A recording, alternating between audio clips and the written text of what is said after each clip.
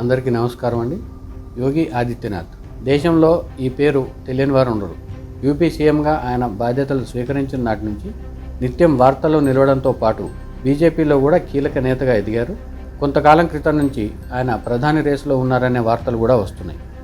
అయితే 2022లో మరోసారి సీఎంగా బాధ్యతలు స్వీకరించిన యోగి ఆదిత్యనాథ్పై వ్యతిరేకత మొదలైందని 2024 ఎంపీ ఎలక్షన్స్లో చాలామంది ప్రచారం చేశారు.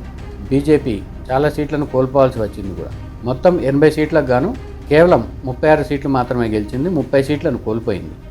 అదే సమయంలో సమాజ్వాదీ పార్టీ 43 సీట్లను గెలిచింది. అంతకుముందు 6 సీట్లు మాత్రమే గెలిచిన సమాజ్వాదీ పార్టీ ఏకంగా 37 సీట్లను అదనంగా గెలుచుకుంది. దీంతో యూపీలో యోగి ఆదిత్యనాథ్ పని అయిపోయిందని ప్రచారం జరిగింది. ఇందుకు సంబంధించి రకరకాల విశ్లేషణలు కూడా వచ్చాయి. అయితే ఇటీవల జరిగిన ఉప ఎన్నికల్లో యోగి ఆదిత్యనాథ్ మరోసారి తన సత్తా ఏంటో నిరూపించుకున్నారు. మహారాష్ట్ర, జార్ఖండ్ అసెంబ్లీ ఎన్నికలతో పాటు దేశవ్యాప్తంగా ఉన్న 15 రాష్ట్రాల్లో 48 అసెంబ్లీ స్థానాలకు, 2 ఎంపీ స్థానాలకు ఉప ఎన్నికలు జరిగాయి. అందులో భాగంగా ఉత్తరప్రదేశ్లో 9 అసెంబ్లీ సెగ్మెంట్లకు ఉప ఎన్నికలు జరిగాయి. ఆ ఉప ఎన్నికల్లో 6 సీట్లలో బీజేపీ కూటమి గెలవగా 2 సీట్లలో సమాజ్వాదీ పార్టీ, 1 స్థానంలో ఆర్ఎల్డీ గెలిచింది. నార్మల్గా చూస్తే పెద్ద విషయం కాకపోయినప్పటికీ ఈ బై ఎలక్షన్స్లో గనక బీజేపీకి తక్కువ సీట్లు గెలిచి ఉంటే యోగి ఆదిత్యనాథ్ వ్యతిరేకులు, ఇతర రాజకీయ పక్షాలు యోగి ఆదిత్యనాథ్ని టార్గెట్ చేసి చాలా విమర్శలు చేసేవి.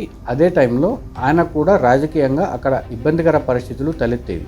కానీ ఎన్నికలకు కొన్ని రోజుల ముందు నుంచి యోగి ఆదిత్యనాథ్ పక్క ప్రణాళికతో అభ్యర్థుల ఎంపికలో జాగ్రత్త పడ్డారు. వాస్తవానికి 2024 లోక్సభ ఎన్నికల్లో కూడా బీజేపీ ఎక్కువ సీట్లు గెలిచే అవకాశం ఉంది.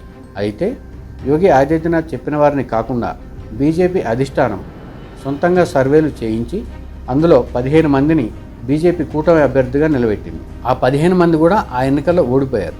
ఒకవేళ అదే జరగకుండా ఉంటే మరో 15 సీట్లు ఎన్డీఏ కూటమికి పెరిగేవి. ఇదంతా పార్టీ పరంగా జరిగిన అంతర్గత చర్చ కావడం, అంతర్గత విషయం కావడంతో ఎంపీ ఎలక్షన్స్లో యూపీలో బీజేపీ ఏకంగా 30 సీట్లు కోల్పోవడంపై యోగి ఆదిత్యనాథ్ ఎక్కడా బహిరంగంగా మాట్లాడలేదు. అయితే ఈ ఉప ఎన్నికల్లో తాను ఎంపిక చేసిన వారికి మాత్రమే సీట్లు ఇవ్వాలని ముందు నుంచి కండిషన్ పెడుతూ వచ్చారు. అన్ని సీట్లలో గెలుపు లక్ష్యంగా పనిచేశారు. అయితే 2 సీట్లలో సమాజ్వాదీ పార్టీ గెలిచింది. ఈ 2 సీట్లు కూడా సమాజ్వాదీ పార్టీకి కంచుకోటగా ఉన్నాయి. అయితే ఇప్పుడు దేశవ్యాప్తంగా జరుగుతున్న మరో చర్చ కుందుర్కి నియోజకవర్గం. కుందుర్కి నియోజకవర్గంలో 30 ఏళ్లుగా అక్కడ బీజేపీ గెలవలేదు. 1993లో బీజేపీ చివరిసారిగా గెలిచింది. అది కూడా కళ్యాణ్ సింగ్ అక్కడ కీలకంగా వ్యవహరించిన నేపథ్యంలో 1993లో అక్కడ చంద్రవిజయ్ సింగ్ గెలిచారు. అప్పటి నుంచి ఇప్పటి వరకు అక్కడ బీజేపీ గెలవలేకపోయింది. అందుకు కారణం కూడా ఉంది. యూపీలోని మురాదాబాద్ జిల్లాలో ఉన్న కుందుర్కి అసెంబ్లీ సెగ్మెంట్లో 65% ముస్లిం ఓటర్లే. ఆ నియోజకవర్గంలో సాధారణంగా ఇప్పటి వరకు సమాజ్వాదీ పార్టీ గెలుస్తూ వచ్చింది లేదా కాంగ్రెస్ పార్టీ గెలుస్తూ వచ్చింది తప్ప ఎన్డీఏ కూటమి అభ్యర్థి ఎవరూ గెలవలేదు. అయితే ఈ ఎన్నికల్లో బీజేపీ నుంచి పోటీ చేసిన రామ్వీర్ సింగ్ 1,44,000 భారీ మెజార్టీతో గెలిచారు. అంతేకాకుండా యూపీలో 9 అసెంబ్లీ సెగ్మెంట్లలో ఎక్కువ మెజార్టీ సాధించింది కూడా ఈయనే. ఇక్కడే ఇంకొక ముఖ్యమైన అంశం ఏంటంటే ఈయన 2 దశాబ్దాలుగా నియోజకవర్గంలో పోటీ చేస్తున్నారు, ఓడిపోతూ వస్తున్నారు. అంతేకాకుండా ప్రతి ఎన్నికల్లో ప్రధాన పార్టీలు, ప్రాంతీయ పార్టీల జాబితాలో చివరి స్థానంలో నిలుస్తూ వస్తున్నారు. ఈసారి కూడా ఈయన గెలవడం అని చాలామంది అనుకున్నారు. అందుకు కారణం కూడా ఉంది.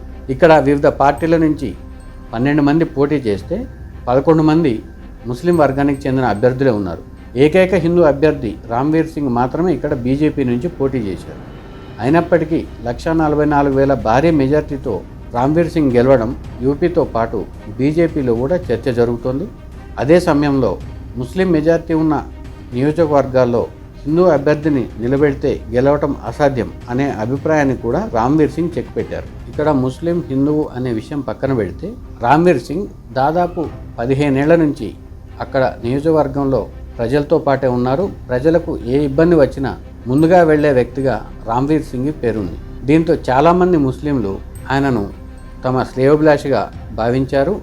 అంతేకాకుండా అక్కడ షేక్ వర్గానికి చెందిన వారు ఎక్కువ మంది రామ్ సింగ్కి ఓటు వేశారు.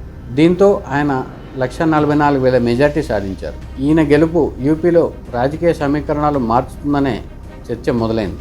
యూపీలో మైనార్టీ వర్గాలను తమ ఓటు బ్యాంకుగా భావించి రాజకీయాలు చేసే కాంగ్రెస్ పార్టీకి కానీ సమాజ్వాదీ పార్టీకి కానీ ఈ ఫలితం కూడా ఒక కనువిప్పు లాంటిదని చెప్పవచ్చు. నిత్యం ప్రజలతో ఉండే వ్యక్తి ఏ మతానికి చెందినవాడైనా ప్రజలు ఆదరిస్తారని మరోసారి రుజువైంది.